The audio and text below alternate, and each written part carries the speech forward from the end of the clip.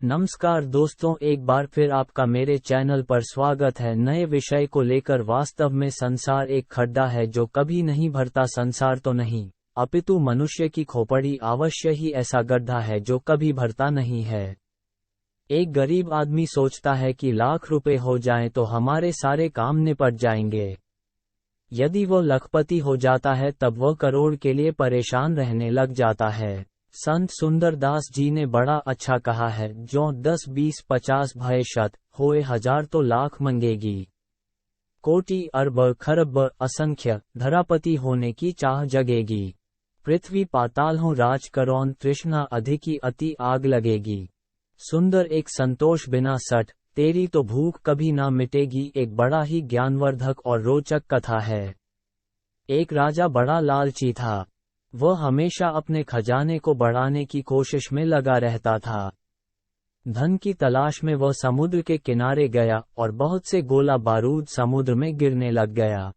समुद्र मनुष्य के रूप में प्रकट होकर पूछा, राजन, तुम क्यों गोला बारूद गिराकर मेरे अंदर रहने वाले जीवों की जान लेने पर तुले हुए हो?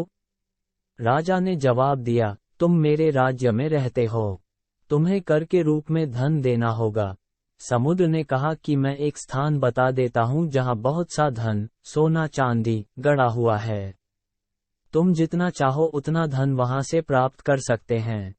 फिर समुद्र ने राजा को पहाड़ में स्थित उस जगह का पता बता दिया। राजा वहां से बैलगाड़ी, घोड़ागाड़ी आदि के माध्यम से धन ढोने लग गया। धीरे धीरे राजा के सारे कमरे, घर आदि धन से भर गए, किंतु वहां धन समाप्त नहीं हुआ। धन रखने का स्थान कम पड़ जाने के कारण राजा पुनः समुद्र के पास गया। वहां जाकर गोला बारूद गिराने लगा। समुद्र ने प्रकट होकर पूछा, राजन, वहां क्या धन समाप्त हो गया? राजा ने उत्तर दिया, वहां धन तो समाप्त नहीं हुआ, लेकिन हमारे सारे घर भर गए हैं।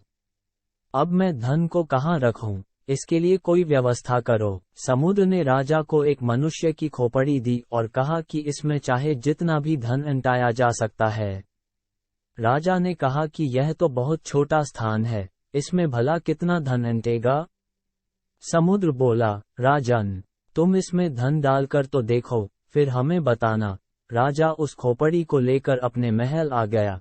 राजा अपने नौकरों के साथ जाकर पुनः धन ढोने लग गया। कई दिनों तक धन लाता और खोपड़ी में भरता जाता। स्थिति यह हो गई कि न उधर धन समाप्त होता था और न इधर खोपड़ी भरती थी। धन ढोते ढोते कुछ ही दिनों में अनेक नौकर बीमार पड़ गए, कितने बैल और घोड़े मर गए, कितनी ही गाड़ियां टूट गईं। राजा ये सब देखकर बहुत परेशान हो गया। वह पुनः समुद्र के पास गया। समुद्र ने पूछा, कहो राजन, क्या खोपड़ी भर गई?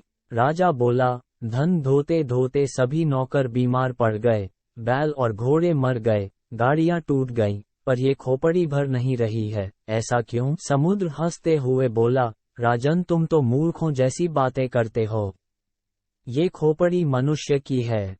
क्या मनुष्य की खोपड़ी भी कभी भरती है? चाहे पूरे संसार का धन मिल जाए, लेकिन मनुष्य की खोपड़ी नहीं भर सकती। इसके ऊपर मिट्टी डाल दो तभी यह भरेगी। राजा को ज्ञान हो गया। संत कबीर साहब ने बड़ा अच्छा कहा है, कबीर और अधि खोपड़ी, कबहू धापे नाही। 3 लोक की संपदा, कब आवे घर मानही। यहाँ खोपड़ी पर मिट्टी डालने का अर्थ है संतोष धारण करना। गोधन गज धन वाजी धन और रतन धन खान, जब आवे संतोष धन, सब धन धूरी समान। ये प्रसंग बतलाता है कि मनुष्य की तृष्णाओं का कहीं अंत नहीं है, उसकी खोपड़ी कभी भरती नहीं है।